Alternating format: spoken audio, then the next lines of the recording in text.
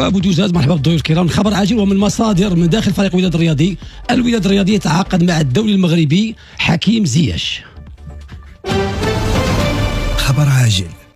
احسن خبر رياضي تقدر تسمعيه هو عوده اللاعبين الدوليين اللي تيقربوا على نهايه المشوار ديالهم انهم يرجعوا للدوري المغربي باش يعطيو اصلا اولا واحد الرونق واحد الجماليه ورفعوا من المنسوب ديال الدوري المغربي.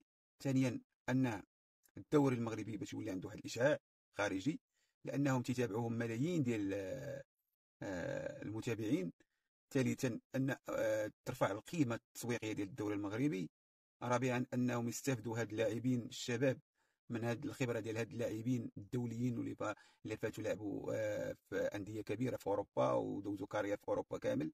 فبرافو اليوم وبرافو الادارات اللي تتعاقد معهم وبرافو الناس اللي تيسهلوا عليهم بانهم يلتحقوا بالدوري المغربي. هذا زوين، هذا خبر زوين، تبارك الله.